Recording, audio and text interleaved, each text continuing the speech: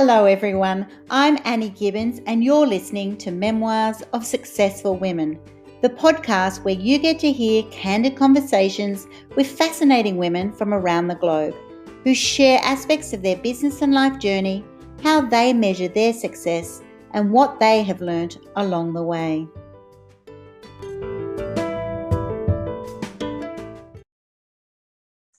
Well, hello and welcome to Memoirs of Successful Women. Today, I'm introducing you to Dr. Michele Wright, who is the recipient of the Nations of Women Change Makers Award 2021. She's also a Global Leadership Award winner and nominee of EveryLife Foundation of Rare Diseases, RareVoice this year. She's also got awards for diversity, empowerment. She's all things health equity, health opportunities for particularly children and those who are disadvantaged and need an ambassador to champion them in their health and wellness. So welcome to the program, Michele. Thank you so much for having me, and I am so happy to be here, Annie. Such a delight to have you on my program. And I just know that my listeners around the globe are going to just love meeting you because you're a woman who's just, that's right. You haven't just done a Ph.D. in public policy and have been involved. I know you've also got Masters of Science degrees and you've been in the areas of, STEM, engineering and so forth. But you're actually just, this passionate queen who is just, I know your mantra, as you shared with me, is the best is yet to come. And I love that. You're a woman who goes and says, let's rise up, let's empower others, let's make this world a better place. So, oh my goodness, I'm looking forward to tapping into, what you stand for, and so that you can share with the listeners what you're truly passionate about. So let's just start with, pretty much what does the world of Michele look like? What do you do on a daily basis, a weekly basis? And just so that the listeners can get a bit of a picture of who you are behind the titles. So let me think about what I'm not doing. That's probably an easier place to start. So every day I start my day waking up grateful to God to see another day. And I also started with a fresh cup of coffee served by my husband. So that's how I start my day. And that kind of, kicks off my brain as far as what are we going to work on today, because I have so many different projects going on. Yeah. I have a national organization of African Americans with cystic fibrosis, which I co-founded, and all the numerous different initiatives under that umbrella. And then I have the My Water Buddy, My Learning Buddy umbrella that I have to work on and think about. And then I have all of these other boards I serve on, such as the Milton Pitts Crenshaw Aviation Training Academy, which I am the president and board chair, to help underrepresented students pursue careers in STEM. So, and sometimes I want to do nothing but sit in front of the TV and have a cup of coffee. So it all depends. Yeah, it depends on what's happening every day. And I tell you what, to keep that balance, you need to have those moments of just sitting there in front of the TV and just having your coffee and just being, right? I know you're just across so many different projects. Let's just tell the listeners then of why cystic fibrosis. Is this an area that you have got someone that you're passionate about who has this condition? Is it something you've had yourself? What's been the link there? I have actually been fortunate not to have cystic fibrosis, but cystic fibrosis has been an integral part of my journey. My husband was actually 54 years old when he was diagnosed with cystic fibrosis. And that's unique from two perspectives. Very. He's African American, and second, his age. So because it took so long for him to be diagnosed, and because there's an assumption that certain populations cannot get cystic fibrosis, this became a passion of ours to start the National Organization of African Americans with Cystic Fibrosis, also abbreviated as NOACL, NOAACL. Mm-hmm. And we have been on a mission. We have been busy. Even most recently, a couple of weeks ago, we had the opportunity to speak at the North American Cystic Fibrosis Conference. That was our second year speaking on health equity.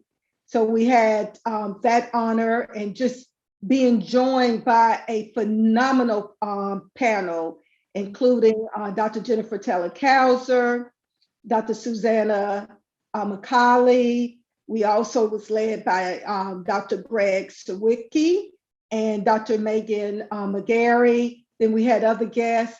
So we have really been using our platform to really raise awareness, to engage, to educate, and not only in the African American community, but across all platforms and demographics. Yeah. Well done you. Well done you. Because, we can get upset about things. We can just go there. That's, there is inequality there. It's not right. It's not okay. And it can make people angry. It can make them frustrated. But you're an action woman. You're a change agent. You're like, no way. I'm actually going to champion this and make sure that people are aware. And also having a situation that you're not the norm. I work in that sort of world too. I'm a CEO of an eye health charity, and that's right. Sometimes you don't fit all the tickets. For my condition, it's like, that's right. You weren't diagnosed at a certain age or presenting in a certain way, but stuff can still happen. And so we do need to make sure that everyone is uniquely aware of, that's right, their own bodies, their own health conditions, what is happening with them. So well done you. Tell me about My Water Buddy and My Learning Buddy. These are two massive frameworks that you're putting through schools, helping children, particularly those who need to be a lot more health aware and be able to be empowered to take steps to improve, their own health and obviously wellness and life. So tell the listeners all about those great corporations, really, aren't they? Yes, absolutely. So I started several years back with realizing I struggled to drink water. And water has such an amazing effect on your body, not just physically, but emotionally and mentally. And it's just good and pure.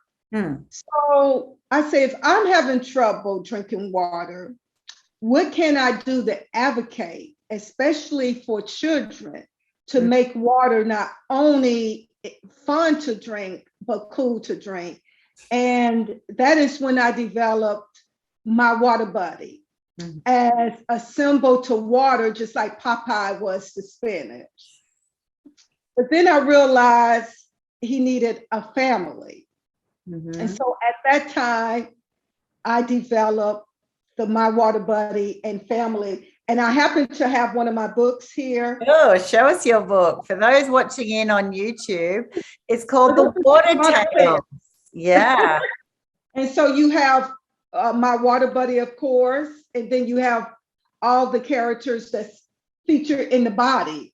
So you have Boney the bone, Pumpy the heart, you have Tummy the stomach, you have the twin lungs, Airy and Breezy, you have the twin kidneys, Gushy and Flushy, you have Flowy the blood drop, and you got to have the brain. You have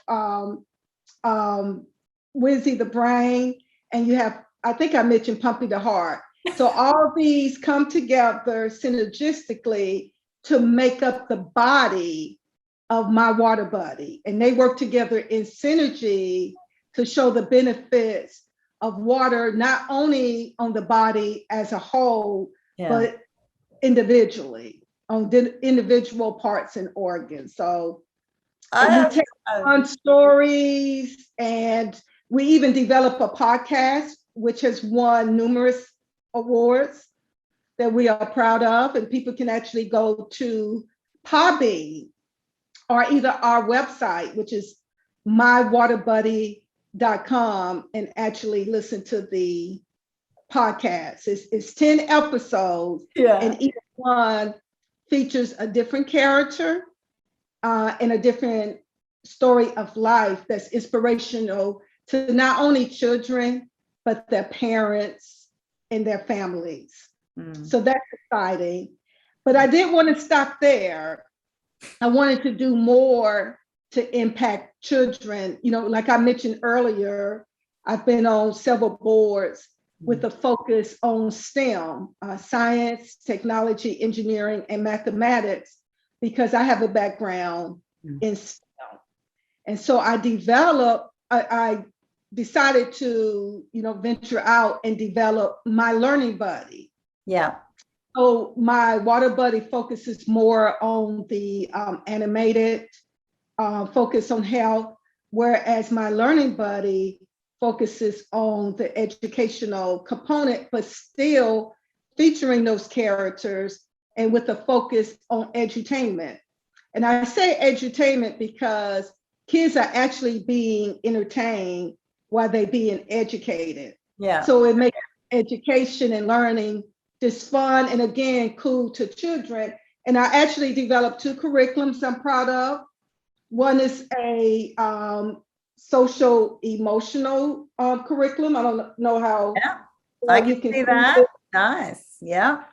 And my other is a pretty extensive STEM curriculum. And you can see all the different characters in his body. Yeah.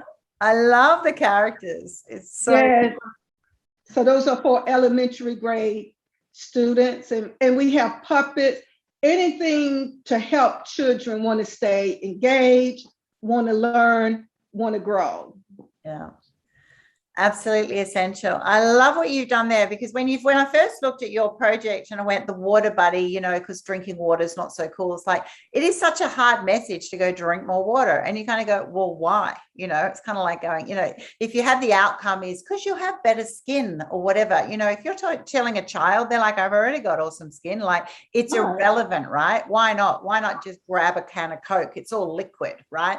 So I love the way you've approached it, that, you've got these characters, and that's the whole kids' world, isn't it? It's like you're drinking water because all of these little characters are then happy and healthy and thriving, and that is the sum of your parts, right? And you relate to that. And so as an educationalist, I totally dig what you've done there, and I can just see why it's become so successful. Because if I was that 6-year-old, 8-year-old, 10-year-old going, yeah, why drink water? Because I'm actually, like I'm a living, breathing machine here.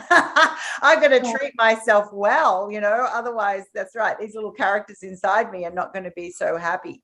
And that's what it's all about. And I love it. Write the books, get it into the curriculums. How did you find the challenge then from being a woman who goes, you know what, I can make these things happen. I can create it, design it, but then actually implement it, right? We're about teaching women here on how to be successful and how to be change agents and how to actually, practice what you preach, be impactful. So you've then got a massive program that you're proud of, but then you actually need to get it to the learners, get it into those schools, get it to the key people. What was your journey there, and what were the challenges? The challenges is from day one, and that's moving from creation to implementation. You hear so often people say, oh, that was my idea, but it's not your idea until it's implemented. Mm-hmm. So implementation is the action to move it into becoming a reality, and to get it from, being a thought to actually implementing it was a long process. You talking about working to design the characters, and I was fortunate to work with an excellent graphic designer named Saxton, able to write the stories, understand what's going to be their special powers, what makes them unique, just actually writing these curriculums, bringing the right people to the table. And I can tell people it's going to get challenging, but you just can't quit. And if nobody else believes in your project, you have to be your biggest cheerleader. Yes. And make sure you are surrounding yourself with individuals like Annie Gibbins that believes in you and that can tell your story and encourage you. So my circle is so wonderful. I have people in my circle that believe in me, and I have a husband that believes in me, parents and friends and siblings, and that's so important. And sometimes you just have to regroup. You may get brain fog, you may be stuck on one ideal, but the biggest challenge to me, believe it or not, has been to find those individuals that want to collaborate. It's been challenging not only as a female, but as an African-American woman. You know, I want my project on Disney and Netflix, but it's a process to get there. And I do believe more women are in the process of becoming directors, becoming producers, becoming writers, creators, and really just paving the way for bigger and better things to think outside the box. And that's what my water buddy and my learning buddy are, is outside the box. And that's when you know you have something special, when you can dare to think outside the box. And that's what I do. Yeah, that's right. You do it and then you back yourself, you make it happen. And that's it. You need to have a couple of the elements that you were sharing there, is to be able to go, I back myself. I believe in this. This is necessary. I'm going to back myself to make it happen. You know, aside from what other people might think, aside from their belief in me, if they think it's possible, if they think I'm going to get it on Netflix or on a Disney Channel or wherever, it's kind of like going, well, I believe it. And not only do I have to believe it, I have to actually do it, and then make those proactive steps to surround yourself.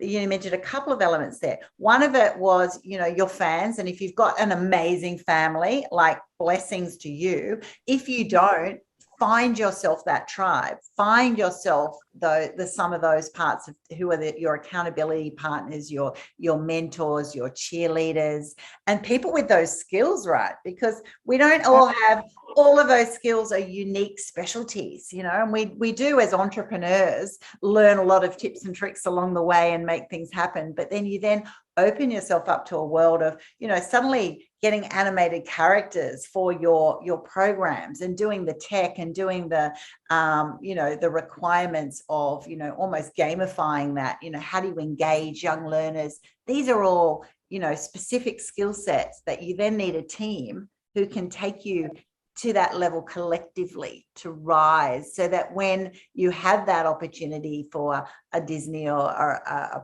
platform to have you at that table, you're ready to go, oh, it's a no-brainer.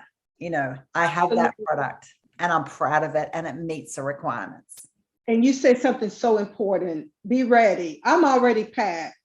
I've already written the script to the animated movie. Yeah. I'm expecting it to be one of the top sellers of all times, even surpassing other top animated movies. And so I just believe that much in this. And when you believe in your project, you hold it like a baby and you just wait for others to get the memo. I already have the memo. I already know how special and phenomenal it is. So other people may be late to the table. Yeah. They just need to hope there's a seat at the table by the time they arrive.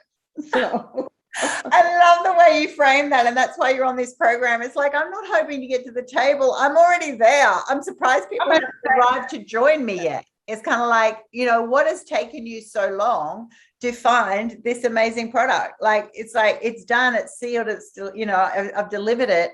I'm actually watching you be a little bit slow and receptive, you know, and also I'll help fill in the dots. You know, it's actually having that mindset, that boldness, that confidence, that dedication, that true belief in your genius zone of what you've created, and actually then go, okay, well, why wouldn't someone want this rather than please pick me? That's a massive shift, isn't it? Yes, why not? Pick me, I'm here. Exactly. Did you always have that kind of tenacious mindset of, I will just make things happen? Or was there a change in you, a shift in you at some stage in your life that you went, you know what, I am a woman who is more than capable. I need to really start believing in myself and stepping up. Was there a moment that you actually suddenly thought, I need to lift myself more and put myself out there more? My parents did such a good job at an early age sowing those seeds into me. My mom made sure when we turned working age to take us straight to work, made sure we stay focused, made sure we believed in ourselves. My dad always made sure, we were focused on going to next levels, and together we just could not fail. Mm-hmm. But one thing is something about when you feel you threw in the towel prematurely. Mm. And I don't like the way it feels when I quit and when I don't give something my best, because I realize it's not just about me. It's about the children. It's about young women. It's about the underserved or disadvantaged that's looking at me as a role model or even a mentor or a roadmap to their success. So that's something I carry so seriously on my shoulders. And just like I stand on my parents' shoulders and all the forerunners and pioneers and trailblazers, I have to take responsibility for who's standing on my shoulders. And you never know who's watching you. You never know who you are influencing. And that's our responsibility.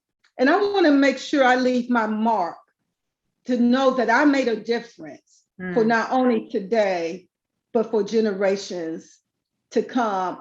I want to see that day when a child walks in the store and rushes to get water because they say this is the coolest thing in the world to drink, and inadvertently improve their health.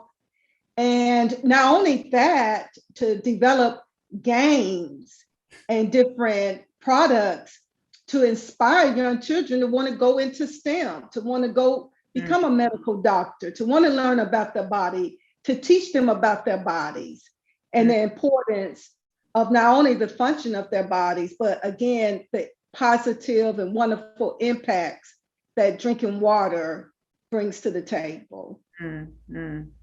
You're certainly going to leave an amazing legacy one day, sweetheart. Oh my gosh, you are just smacking it out there. And I love that focus on STEM, because that is the future. It's innovation. Everything is technology based, right? And if you don't have that sort of coming into a mindset of young people that, that they will love technology, they'll be interested in technology and science, medicine, things that are part of the day-to-day requirements of modern society and will be all requirements of the future. It's just so important. What I love what you have done is not just focus on the child, you've also brought the whole family connection in it.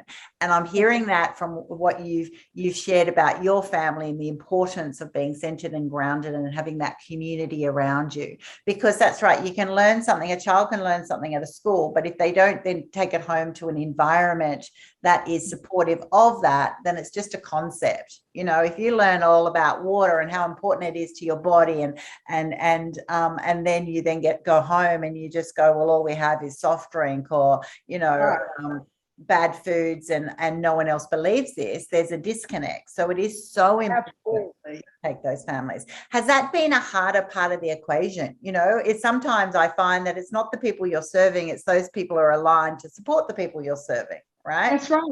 Because it can be the hardest part. Yes, you need that consistency, and that's why educating the family is so important. And that's why I didn't call it My Water Buddy and Friends. You know, friends can come and go, Mm. but family is something you're born into. It's blood and spirit connected. And that's why it was important to me to call it my water buddy and family, not only because you are born with your organs, but family has that support mechanism, and they are part of life. They are part of your life. And it was important for me to bring that aspect in. So that's why this is my water buddy and family, and not my water buddy and friends. Fair enough. Fair enough. Tell me about the social emotional aspect of the courses that you have, because that's really important. That all links to that whole, you know, the engagement piece, rather than information, actually allowing that application to the consumer, if you like, that child, that person learning this information. How do you approach that, and why is it so important? It's important because sometimes children just need a little more support. You know, they may not need to be sent to the corner or be disciplined or be expelled. And I feel with the right social emotional concepts, especially integrated into a teaching tool like my Learning Buddy social emotional curriculum, it's going to benefit not only that student, but the whole system from an educational perspective, the teacher, the administrators, the parents. And it's really teaching the importance of social emotional skills from a systematic perspective. And that's why I'm really proud of that. In a way, these curriculums were designed, they can be adjusted to that child's learning level. So you have different levels that you can adapt the curriculum to. And again, even if you think about from a social emotional perspective, sometimes even if you think about your special ed platform, a lot of times they need sensory things like color, shapes, different things like that to engage. So regardless of the educational level and where they at, these curriculums have something for them. And that was important to me. So if they need more or they need less, then they can adapt accordingly. Yeah, I love that, because you're going to, in any school environment, not only have the age levels, but you're also going to have issues of, you know, learning difficulties. You're going to have bullying. You're going to have fears. You're going to have self-esteem issues. You're going to have a lot of peer pressure. You're going to have potential, you know, issues like autism, you know, all of these sorts of the breadth of humanity, right, and the way we treat each other and our own health and things that are actually just predisposed to us genetically. There's such a cocktail of, you know, diversity in any group of children, schools, families. And so having programs that can actually be adapted, that can be implemented so it's real and it's authentic and it makes sense, you know, rather than just content. And that's why I love the approach that you've had. It's not just information. Information, people go, oh, well, I'll accept it if I relate to it.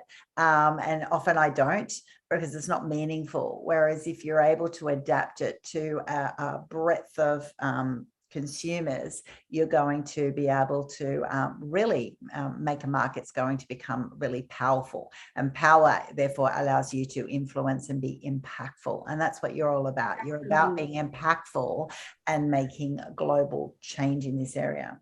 So you started this in the US, and has it gone global? You know, is this available in all countries? How have you gone about sort of just expanding your reach with these programs? So I'm actually doing that now with my podcast, getting it out there. And what's interesting, you mentioned things like autism and things of that sort. The Water Tales book and I'll show it again for hopefully you can see it. It actually, like I mentioned, features 10 different tales that's applicable to children. And one deals with autism, another one deals with peer pressure and different things, facing your fears. So each one focusing on different subjects, again, that are important from a child's perspective and a holistic family perspective. And so from a global perspective, anybody can go to our website, mywaterbuddy.com, and look at the podcast directly from the website, or they can go to Podbean. But our goal is to make this a global sensation. Yeah. So children everywhere, speaking all different types of languages, can speak water in their own language and say, Mom, Dad, teacher, Grandma, I want some water. So that's exciting. Yeah. And I love that, because on a global perspective, it's not even just in our area of the world where drink water rather than poor health choices, just too much sugars and others. In other parts of the world, I know I've just spoken on Lady America's Summit. I mean, you're hearing women who are saying, people are spending hours a day just even finding water, getting water. What makes me make that effort if I have, soft drinks available on tap, and I actually have to, spend periods of the day even just accessing water, and then quality of water. This is what I love, at a higher level. Once you've got these platforms, we can actually bring to the table these really important topics of equity, health equity. How do we actually have a world where, oh my gosh, people are missing out on opportunities to learn, to be educated, because they're actually don't have equality in these areas. They don't have equal access to health choices. These are the issues that we want to be able to discuss, right? I'm so glad you mentioned that, because a good friend of mine named Lumbi Malumbo. Yes, I know Lumbi. Oh, I love Lumbi. She is the CEO and founder of JB Gundalo, and they are doing a phenomenal job on raising awareness, raising funds, and doing projects to bring water to much needed areas like Zimbabwe and other areas of Africa, to the Navajo Nation, to Flint, Chicago. And that's why it's so important to collaborate, and network. So I have teamed up with her to work with her. She's doing Voices for Water, and she just recently did Music for Water. And one of my closest friends, Shauna Lindsay, actually was the inaugural winner for the Global Music for Water competition with her song, Live Love. So we can all come together in synergy and support each other. Like, I'm one of Lumbi's biggest cheerleaders. She's one of mine. And because we have to work in synergy to make a difference. Yes. And I love it. Like, every time she's over there drilling these boreholes for water, I would say, yes, she's doing it again.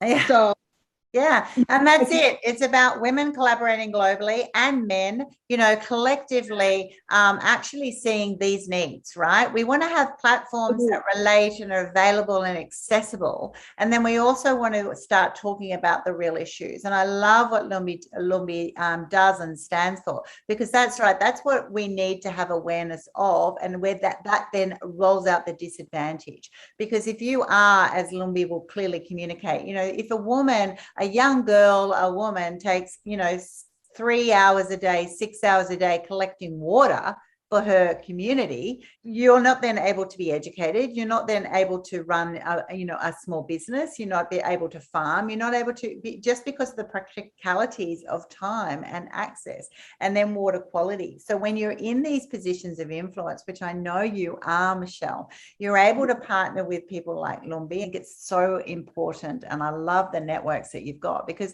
women like you will make that change, right? You need people to actually be saying, it's not okay. If everybody will give just a little bit more, yes, I really believe there will be nobody in need. 100%. 100%. So much more to do. So much more to do, which then, if it's a podcast called Memoirs of Successful Women, you're a successful woman, you're on all these boards and you're working at a high level. And then it's also then that juggle of time. It's being able to keep you in that space of your genius zone, of being able to tap into, what do I do well? Where is my best value? As opposed to, and then that requires that whole network of people supporting you, right? It requires people be able to use their area of influence and expertise to make it happen so that you can stay championing and pushing those boundaries, right? Of which there are many, but the opportunities are limitless. So it's a crazy world. You must just see opportunity everywhere. Yes. But you start with your priorities and you set your goals, know what your vision is going to be, and don't be afraid of no. Don't be afraid of failing. I said not too long ago, failure is just the training ground for success. So you just have to give life your best. And sometimes I think we are too hard on not only other people, but ourselves. And sometimes we have to be a little kinder to ourselves and celebrate some of the small achievements, even if it's getting up and having a mind to want to do something, and learn how to reach out to the Annie Gibbins, the Lumbi Malumbos, the Shauna Lindsay, and all these different people in my circle I have been blessed to connect with, and even across other groups like Linda Blunt with the Black Women Health Imperative and all these other groups, even in the cystic fibrosis arena. You can't do it by yourself. Exactly. And I would encourage other organizations out there, don't forget the underserved organizations like us. You're going to have to team up with someone. And make sure when you're partnering and you're teaming up and you're collaborating, to make sure that your touch points are reaching those in need, the underprivileged, the underserved, the disadvantaged, the underrepresented. So, and that's what we here trying to do from different projects. But also, that's on the health equity side. But also when it comes to developing and expanding and grow, team up, come to the table and take a chance. Yeah. And fail forward. That's what I say. Expect to fail. If you are not pushing and failing regularly, and then defining failure as just a learning opportunity, right? It's about failing forward. It's like, wow, I hit a wall. Okay, how do I get around it? How do I open a new door? How do I network with someone who can introduce me here? How can I get positioned at that next level? And it requires a global village, right? And that's what you're saying. Those people who, I meet so many people who, they're so passionate about what they do and they can do amazing things, but, you don't want to be a solo champion.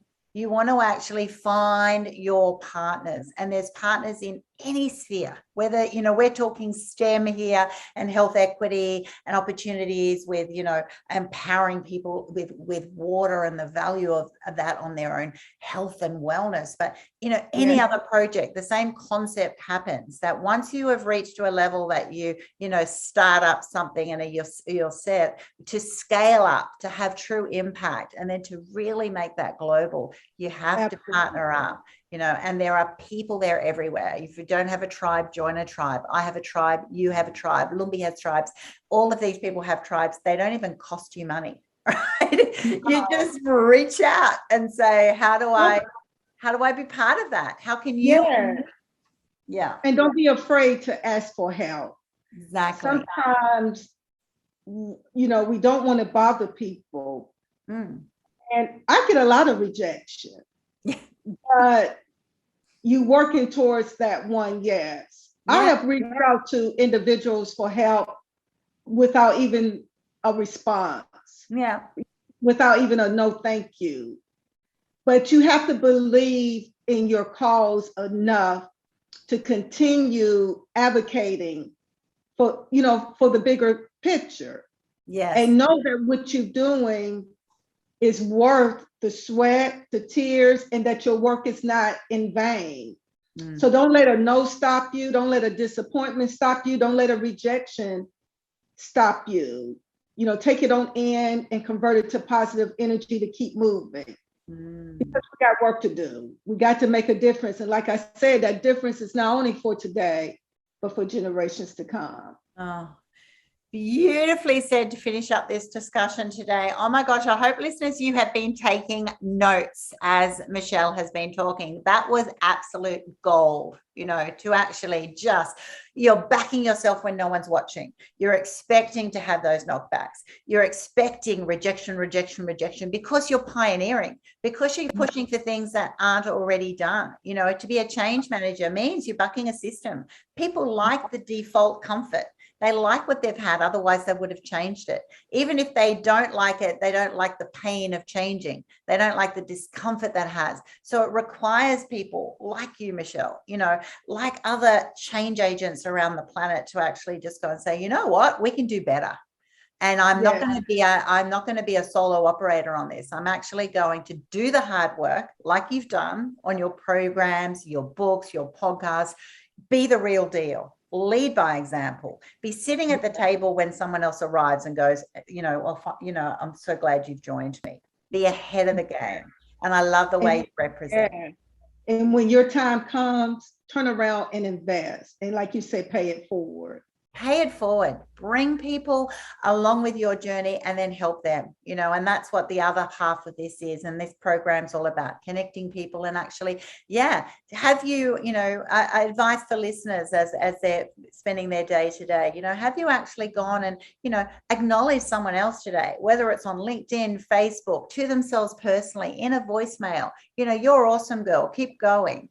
How delightful it is when you pick up your phone and you've got a message or even a voicemail. And so I believe in you. You keep going. What you stand for is amazing. Or I would love to introduce you to this person I know, because they're going to really help you. Do something that really does not cost you anything, even if it does cost you. But like most things, kindness does not cost. Being helpful does not cost. Empowering women, particularly who are just soldiers in their area, does not cost you. It just says, you go, girl. And if I can help you, I will. And do it before they ask you, because we know the default. How many times have you wanted something that you don't ask? Everyone I coach globally, they'll all say, I feel, uncomfortable asking. We've got this loveliness inside us that we don't want to bother people. But so therefore, ladies and gentlemen listening in, be kind anyway. Be kind before they ask for it. Be kind and generous before they say, I need this. You just watch people and go, I can help you, and be a blessing. So, and help others rise. And we welcome any type of help and support we can get. Because together we are strong. Absolutely. Stronger. Yeah. So let's finish this program. Tell me the best link. How can people find you, Michele? How can they help you? What are a couple of things that they can do today to actually help you in what you're trying to achieve, and also bring them on that journey? My dream, as far as both my Water Buddy project and my movie on cystic fibrosis, which is 54 years late, and it has won about 30 film festivals. My dream is for someone to come to the table and say, we can help you bring it to the big screen and get you in front of the right people. Because I want children to see these characters on the big screen. And again, as they eating their cereal, whether it's Kellogg's or General Mills, to pull out Water Buddy and say, ooh, let me get my cup of water, So I want to do that. And also, if you're in the education field and you touch the elementary grade school or system in any capacity, please reach out to me. And you can reach out to me on both my websites. Again, My Water Buddy, like a best friend buddy, mywaterbuddy.com. And my other website is NOAACF, NOAACF.org. Or find me on LinkedIn, find me on Facebook. On Facebook, I'm Michele 1L, Wise, like the wise old owl, Wright with a W. So I can be found. Just Google me. Michele, not hiding.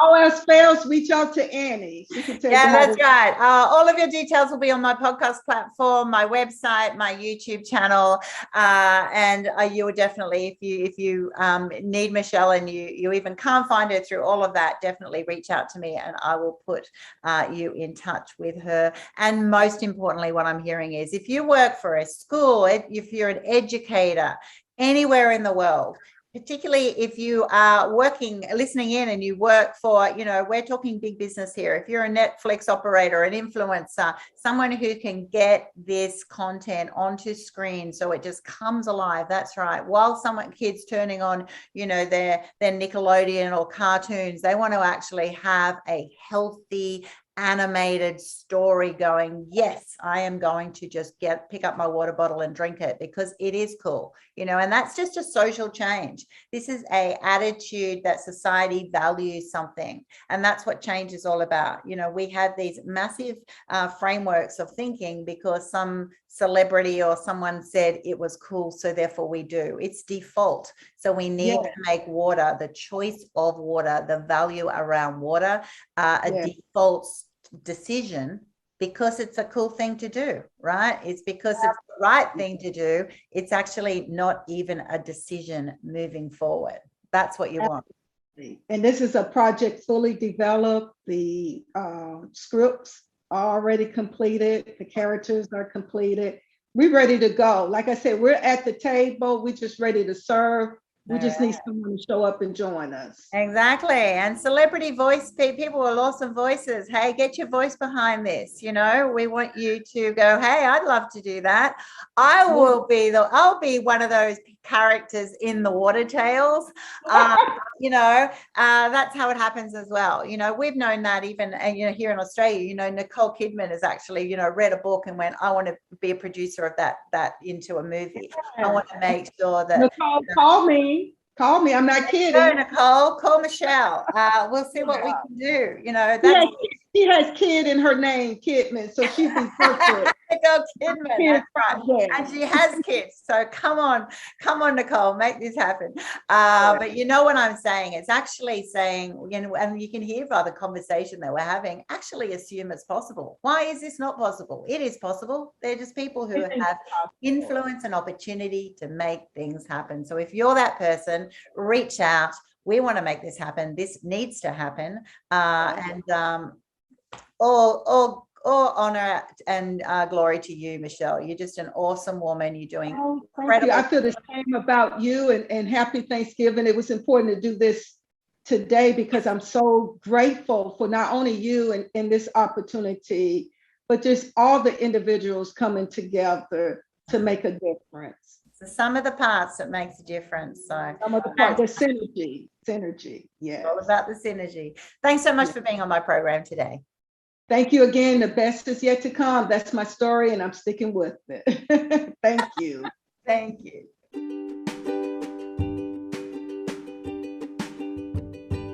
Thanks so much for listening to this episode of Memoirs of Successful Women.